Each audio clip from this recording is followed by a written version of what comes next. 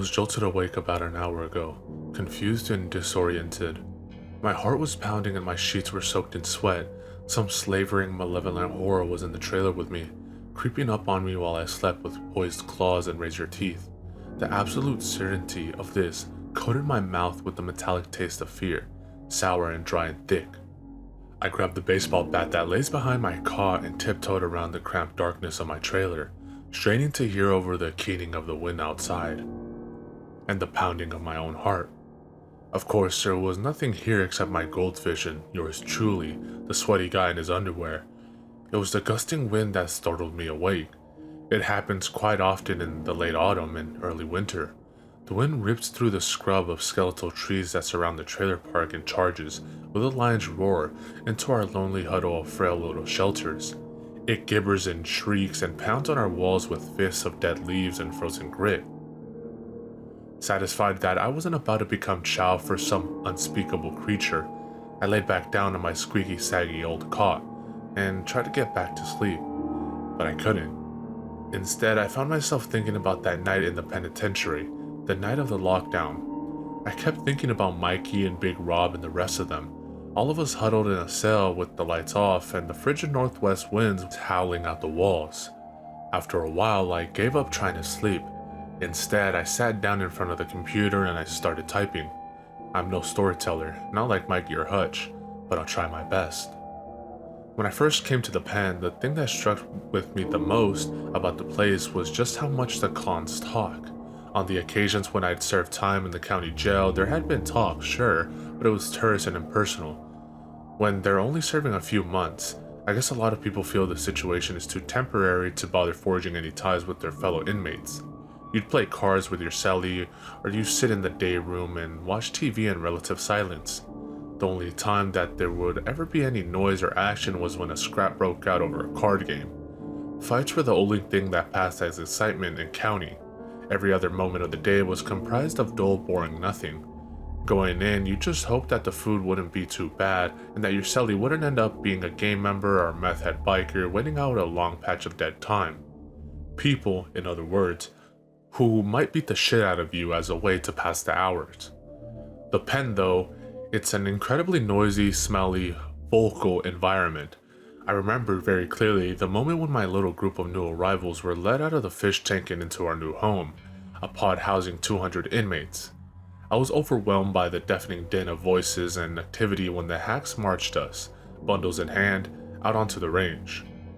Of course, there were the obligatory cat calls and wolf whistling, but most of the cons seemed completely oblivious to us. They were too busy living the ebb and flow of penitentiary life.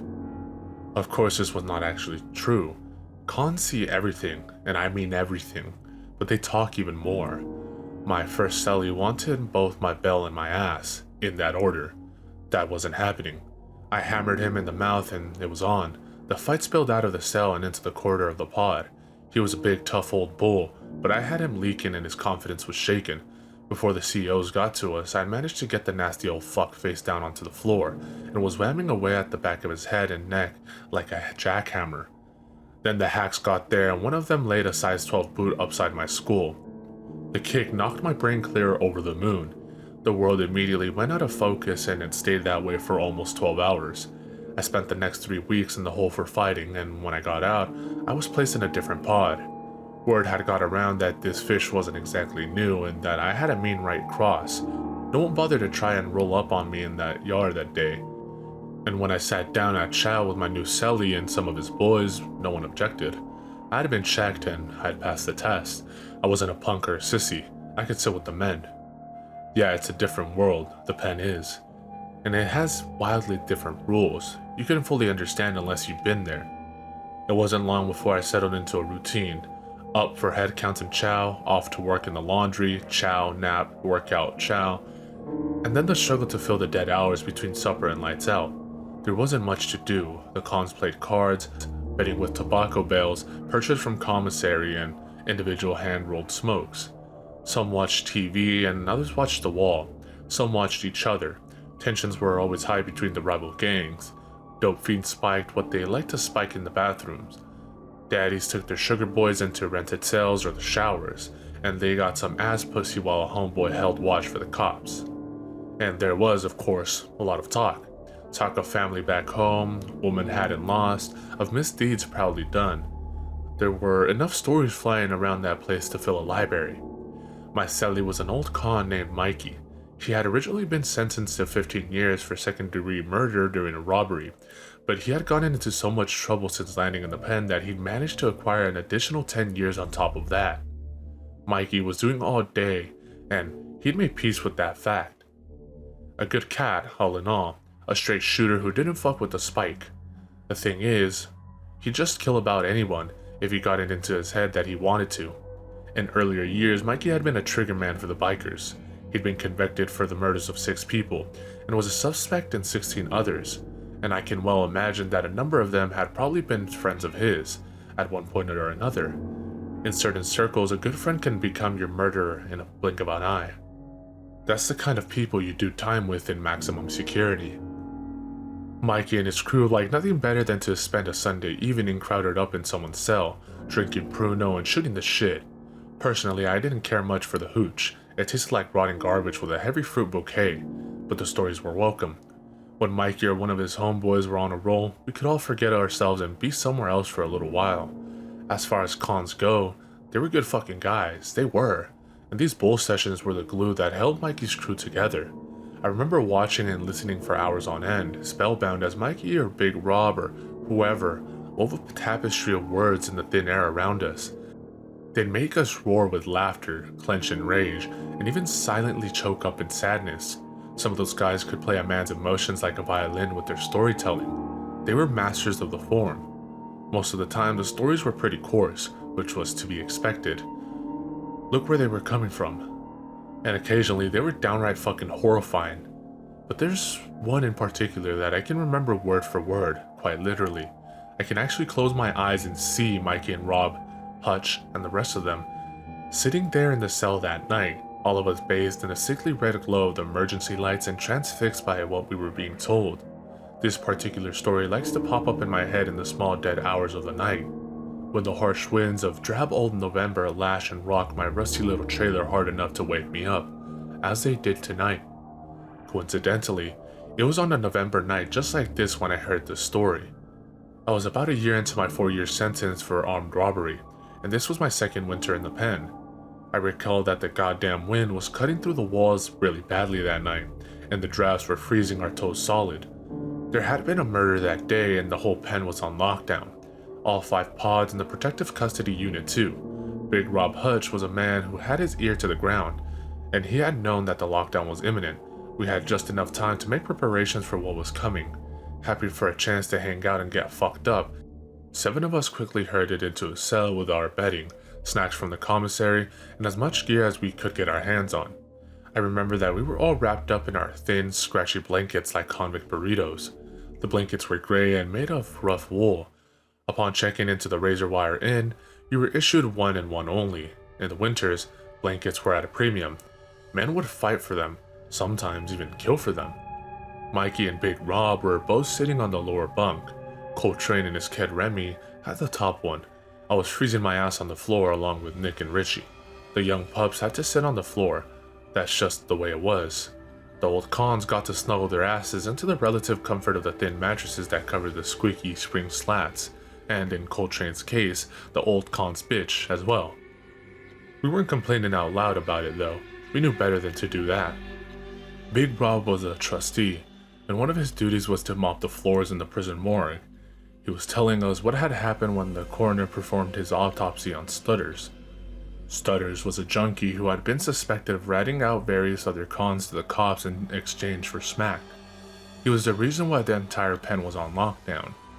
He had been discovered in his bunk after lunch, dead as day old dog shit and full of ragged holes.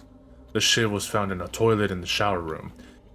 It had been made from plastic bags, heated to melting with a Bic, then compressed to form a sturdy, sharp little weapon. So I'm mopping up by where they keep the gurneys, and down the halls the doors open a bit, so I can see the doc leaning over Stutters on the table. He's humming and singing to himself like usual, and I'm smiling at how shitty his voice is, when all of a sudden the doc says, "Holy shit, would you look at that?" And then he starts gagging and retching. Then, get this, Then he actually screams. For real. He fucking screamed. And he yells, "Jesus Christ, it's all over my fucking arm." He runs out of the room and down the other hall, and I'm like, what the fuck is that all about? I heard him yelling for his assistants or whatever they are, the younger ones. They all come running back, and I heard one of the assistants say, "Oh, fuck, you gotta be kidding me." Then the smell hits me, from all the way down that long ass hallway, and it's putrid, boys. It smelled like a combination of rotting flesh and an old shit house in August. I had to grab my nose and run the fuck out of there.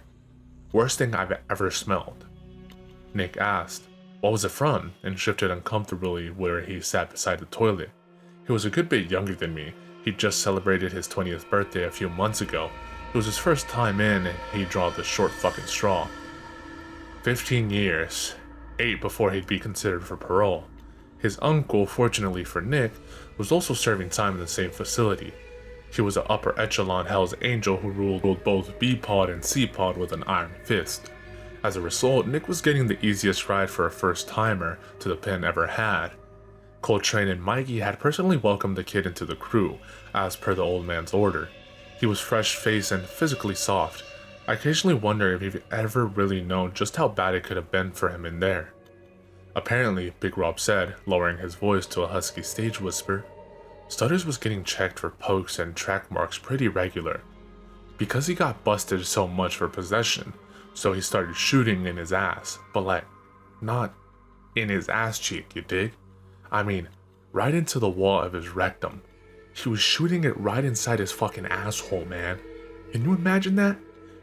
Pretty soon, he developed a fucking horrible abscess because of all the fecal bacteria and crap that was living up his old dirt road. The abscesses got infected real bad.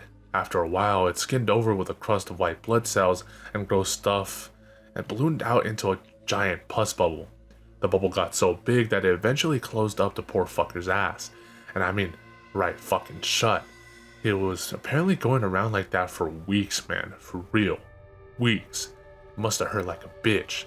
So the doc saw something kind of bubbling out the dead fucker's asshole, and he prodded at it with his scalpel, and pop. Out gushes a metric fuckload of bloody green pus, full of dead bacteria and stinking like it's the devil's ballsack. Oh fuck, that's just dirty, man. Mikey groaned and mimed throwing up all over Hutch. We were all wrinkling our noses in disgust and shaking our heads. Dirty was not nearly adequate for this disgusting image. That ain't it though, my friend. That ain't it. The worst part, he continued, was the fact that Stutters had been bunched up with his fucking puss balloon for a week or so, you know? It stopped up his shit canal. When the doc popped that thing with his scalpel, oh hell, it was a literal shitstorm. It spurted out of his ass like a high-pressure hose. We regarded that image for a moment or two in stunned silence. I felt a bit ill. So fucking dirty, Mikey roared, and despite what I just heard, I had to laugh. Coltrane and the others joined in. Remy just looked disgusted. He was filing his nails. Remy was no longer just another cell block punk. A weaker man that traded what he had to trade in order to get by in a world dominated by strength. In recent months, he'd gone and went full-blown sissy. After a year or so of enduring the subservient female role at the receiving end of Coltrane's hog leg, Coltrane was, in fact, the one who turned Remy out in the first place. He had finally stopped playing the part of a woman and was now living it. It was apparent that he started taking illicit female hormones, his arm hair had thinned out, and it seemed that he had recently grown the bare suggestion of breasts beneath his orange jumpsuit. By the time I got out of the pen, Remy had changed his name to Rian and was the wife of, get ready for this, none other than Nick's uncle, the unofficial king of pods B and C. Rian was known for causing savage fights amongst inmates who were vying for his attention. That, incidentally, was exactly how Coltrane ended up earning an unexpected early parole, backdoor parole as they call it, because you don't leave through the front gate when you're dead.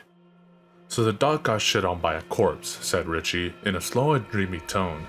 It was pus-covered shit. That's fucked up. Man. Hey, do you think that happens a lot to him? Or, like, was that the first time? Richie had snorted some hydromorphone earlier, and now he was somewhere in the clouds, floating around with a stone grin on his face. Richie, that's just fucking... Mikey trailed off. Actually, that's a good question. Want some hooch, boys? I was just opening my mouth to say fuck no, and then there was a pop, and everything was dark. The cons began yelling and hooting all across the pod, both tiers on both sides. Big Rob yelled, "Shut up, you fucking idiots! It's just a blackout, for Christ's sake. Pipe the fuck down." And for a wonder, some of them actually did. The thing was, Big Rob Hutch was, well, just that. Big. He was as big as a buffalo. I was surprised that the lower bunk could support both Rob and Mikey, who was not exactly small himself. The emergency lights snapped on, soft and red and eerie. It made the common area of C-Pod look like a scene from an apocalyptic horror movie. We could see the guards standing there in the guard hut through the bulletproof glass, waiting to see how the cons were going to react to the power going out during a lockdown. Now, not only were we being sequestered into our cramped little cells for an indeterminable length of time, we had also been rendered unable to properly read a book, a number of the cons that could actually read, and did, or see your hand while playing cards, or even listen to the radio, for Christ's sake. The hack was a dark figure swathed in dim red, his body language alert and poised for action. I'm pretty sure it was Robson who was the boss on hut duty that night. Robson was a dead-eyed, square-jawed oaf without an ounce of empathy in his whole body, and he just so happened to have a 12-gauge shotgun on hand with a modified choke. I fervently hoped that no one would take it into their heads to start some serious shit, because if they did, there was a good chance we'd all regret it. There was a lot of hollering and door kicking around the pod, but it soon became apparent that the ruckus was just for show, and was half-hearted at best. We all silently thanked whoever might be listening that the emergency reaction team wasn't going to be called in. The ERT didn't fuck around. Kevlar suited and anonymous in their visored helmets, they'd march into the pod and indiscriminately barge into cell after cell, busting head and whapping out teeth with their batons. Hell, you might even get shot. And the ERT shoot to kill. Richie broke the silence. Man, I was getting real worried there for a minute. If the fucking goon squad busted in here and found all our shit, we'd be dicked. Richie was doing 6 years for selling pills, the sentence for a second-time loser. Oxycontin and hydrocodone were his chemicals of choice. Faced with the boredom of prison life, he'd started using the products he sold. He was a straight-up junkie by Christmas of that year. Mikey didn't care about using junk. Would even have a little snort here and there himself, but he didn't like addicts, not one bit. He cut Richie out of the crew.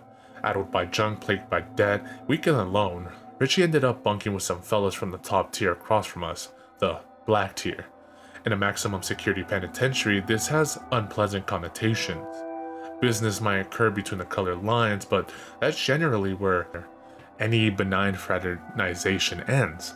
You might not be racist when you're on the outside, but when you're on the inside, you don't have much choice. To be blunt, it's like this. If you're white, you stick with the whites. The black and the Hispanic cons don't want to be your buddy and vice versa.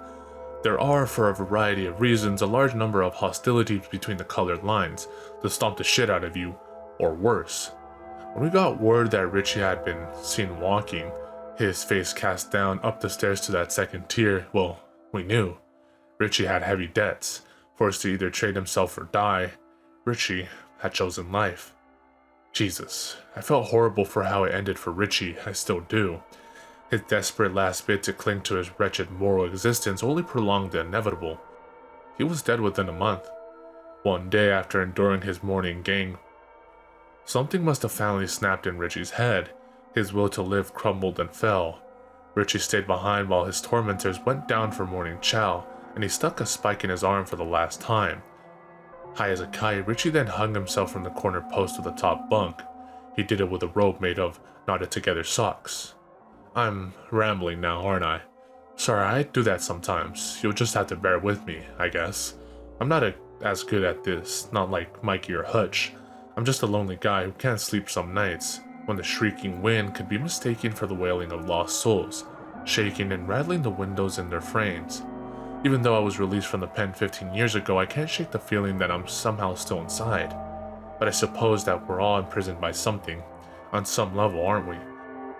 On a night like tonight, My prison is just this rusty trailer. It's my pathetic, menial job, my divorce, my raw red-eye fury, unfocused and impotent.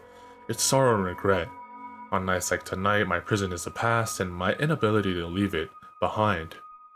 So there we all were, sitting there in the weird red gloom and listening to all the yelling and bullshit slowly die down. Richie abruptly went on the nod. Nick balanced his shoe on his head. We all chuckled. Coltrane started talking about the hockey game that was about to start, then abruptly shut up.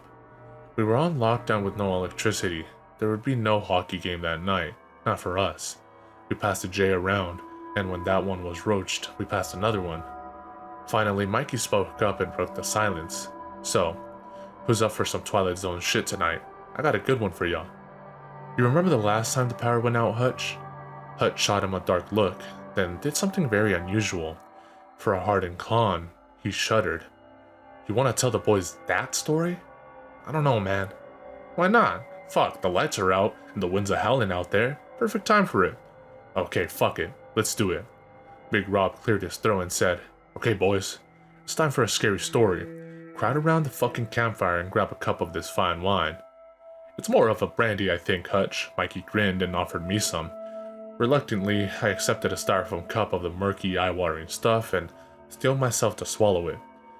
I was feeling a bit happier now. I've always been a fan of spooky stories. His voice stern, Mikey growled, Okay, first things first. This shit is 100% true. Got it? We're not bullshitting about any of this. For real. So don't tell us that we're full of shit, or you can go have a fucking sleepover with that asshole over in the hack shack. Got it, Richie grunted, then flopped onto the floor. He was out of it. This all went down a long time ago, before any of you were here. At least 12 years, I'd say. Mikey? Yeah, for sure. At least that long.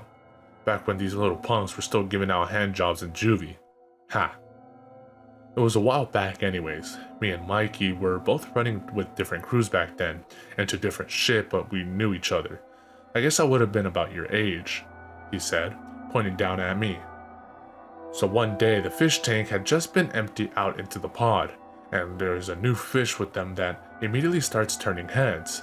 I was playing checkers on the tier upstairs when they all came walking through the gate, looking like a bunch of lost little lambs down there on the range. They came toddling in behind a couple of the hacks, and at the end of the line is the prettiest little sweet boy this penitentiary has ever seen.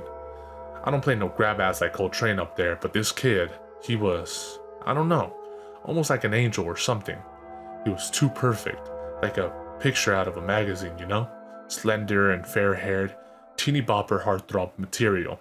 Yeah, the kid was pretty alright, and he looked like he'd be easy to punk. Big Rob took a moment to pause and force back a swig of the awful cloying Pruno, a noxious blend of fermented fruit, sugar packets, and yeast. As he grimly swallowed it down, Mikey jumped in and continued the story. The new fish immediately drove the whole pod completely fucking nuts. The wolves were losing their minds for real. The guards were looking worried. A pretty kid like that can cause a lot of hard feelings between the bulls. Hard feelings usually turn into murder. So they released the other fishes to the care of the boss at the guard hut, then hustled the pretty boy off to protective custodies post fucking haste. They kept him there for a few days, but the wolves didn't forget about him, not for a moment. All the time they're asking about the kid to trustees who had access to PC. They're asking if the kid's lonely, if he wants a candy bar or a fuck book or a baggie of fucking horse, whatever the kid might possibly want. They're handing the trustees love notes to give him. Money, weed, all kinds of shit. Finally, a con named Holbrook called in some heavy favors, and the hacks moved the kid back into the pod. More to the point, into Holbrook's cell. I remember watching as the hacks walked the young fella across the pod and up the stairs to his new home. The kid had no expression into those wide blue eyes, none at all, just blank. Holbrook was a big, greasy son of a bitch, real nasty. You could smell him from 20 feet away. Complete psycho, that guy. Man, I'll tell you. Watching as Brookie grinned and waited at the door of his cell for his new little bunk buddy to arrive. Hell, it made me feel sorry for the kid. He was planning to do bad things to the boy. You could see it in that grin. He was gonna hurt him. No expression at all. Though, on that kid's face. I remember thinking that the fishy was either brave as fuck or just too stupid to understand what was in store for him. Rob tossed back the rest of the hooch in his Dixie cup and tried not to gag. Ah, this shit is fucking awful. Who brewed this? His voice sounded dry and blunt. Our fine neighbors just down the hall, that's who, Mikey chuckled. They managed to hide it in the toilet tank just long enough to get her finished, and holy Jesus, ain't it nasty? Fuck, I think I'm going blind already. Hutch held out his cup and Mikey poured him another glurt of the plastic bag, taking care to make sure that the sock he was using as a filter didn't slip out and spill rotting fruit cocktail all over the bunk. I tried a sip of mine and almost retched. They all had a good hearty heart at this, except for Richie, I guess. Richie was still laying on the floor, his eyelids fluttering and twitching. It broke more than a few hearts to see Holbrook get his dirty hooks into the kid first. He would wreck the kid's asshole and destroy his soul. That was the general consensus. Come morning, they'd be rolling out the kid to the infirmary, and afterwards probably stick him back into PC for a 24-hour suicide watch. Even if he did come back to the pod again, no one would want the kid. Not after the permanent damage that Brookie was liable to do to him. See how lucky you are? Coltrane said to Remy. The little Frenchman smiled down at his nails in response. Then he kept filing them, delicately, with all of his concentration. Every now and then, I wonder if Remy was already planning the flirtations and indiscretions that would inevitably result in Coltrane's murder. His skull smashed in with a 20-pound dumbbell in the weights pit. Coltrane, the bull queer who had taken Remy's manhood and eventually transformed him into something that he probably never wanted to be. Thinking about it now, I'm pretty sure he was, and I can't blame him for it. Rob told us, I heard screaming that night. It was muffled, but I could still hear it. So did my cellie. Back then, it was old Johnny Franzini. I whispered up at him, "Hey, you hear that shit, man? Fuck, that's awful." And he answered, real matter of fact. The boy, he had to know it was coming. Hey, he's too pretty like a girl to be here in this place. Should have never come here. As if the guide had fucking volunteered or something. I just shook my head and told Johnny to go to sleep. I felt so bad for the kid, you know? I think that was one of the worst nights I ever had in here. I heard it too, Mikey interjected. I think we all did, including the bosses on duty that night. But no one went to check on him because money makes the fucking rules around here. Not the warden or the government, it's money. I don't doubt the sick fuck offered big coin for the kid, and some cold son of a bitch sold him without a second thought. Hutch nodded sourly. Money's a whore. That's okay though, because there's this thing called karma too. When morning came, lo and behold, Brookie ain't standing outside his cell, waiting to be accounted for. Neither is the kid. A whisper popped up real quick and spread down the lines like the breeze, and it said, Holbrook went apeshit on the kid last night and killed him. He's waiting in his cage for the ERT to come and bust his head. The boss doing the head count paused at Holbrook's cell, and every con craned his head to see what was going to happen next, all of us in unison. I seen the hack pull out his radio with one hand and his club with the other. He started talking real fast into his radio. At the same time, he's slowly walking towards the door of Brooks' cell with his club poised to bash a fucking skull in. Like he's trying to ward someone off. He started yelling for the other hacks to get the fuck over there pronto. They all came thundering past with their keys jangling and their boots clomping, and then we all got ordered to step back into our cells with empty bellies. I heard him down there at Brookie's cell, yelling into their radios and stomping around. And then I heard someone barf. I heard the puke splatter on the tiles. We had to stay on our cell for a few hours, and there was a lot of bitching. I remember being completely pissed at Holbrook, me and Johnny F.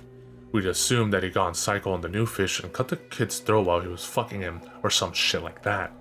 But then some of the emergency response guys came past wheeling a gurney, and when they wheeled it past us, you could have knocked me flat with a pea shooter, because it was Holbrook strapped in there, not the kid. I only saw him for a few seconds, but I remember that his face was fucked. It was mostly gone, stripped right down to bloody sinew and bones, no skin or muscles left. It was fucking gruesome. I kinda gasped out loud, and even closed-mouthed, crooked-nosed old Johnny Franzini had to look twice and say, what the fuck? The only way I knew it was him was the hair, a big greasy mop of it like a caveman.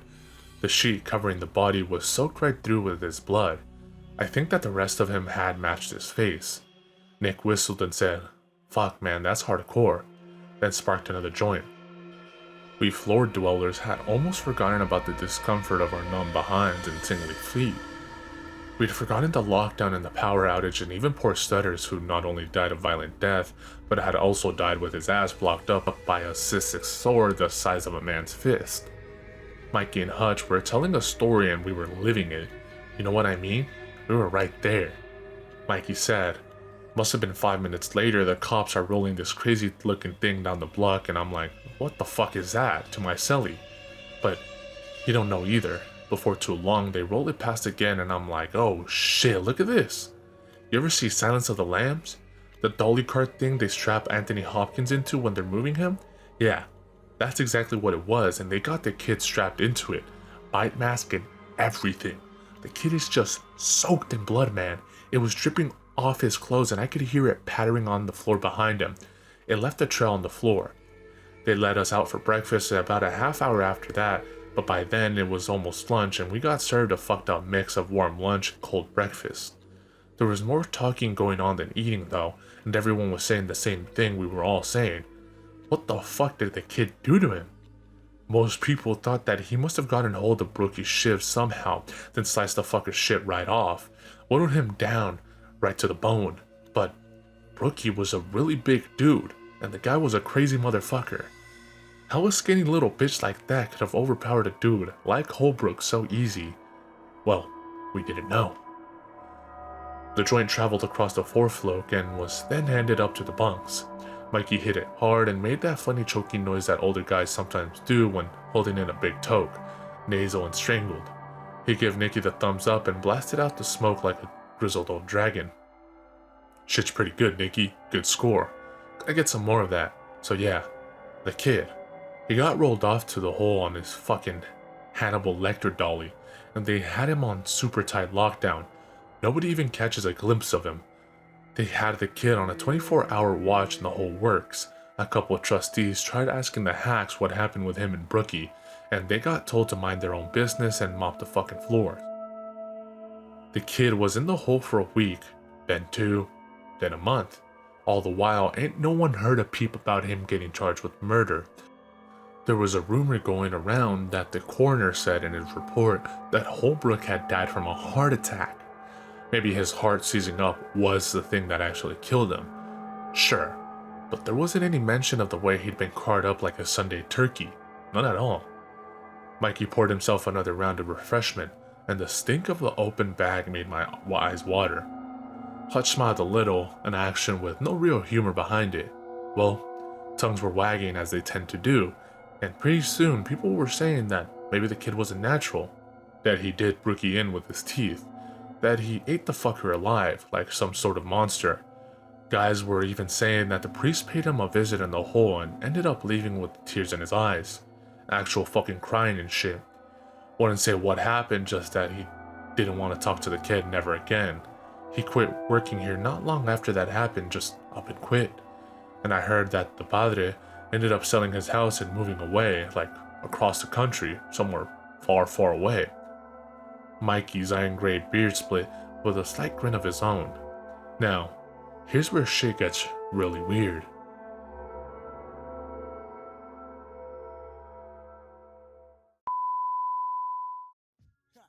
In this little shop of horrors, that's how we get down. Yeah, enter the projects on the prairie, scary. Greet you at the gate with Bloody Marys. Blood, a rail full of blood. Back to the cemetery, get more blood. Standing on the grave, drinking blood, smoking bones. We seen a crew of ghouls running by with stolen tombstones. With Hell's Angels on the chase, they lust to bust a black skull. Want you embrace, they tie you up in chains and they stomp on your face. They go to purgatory and they beat the fucking case. I look around, man.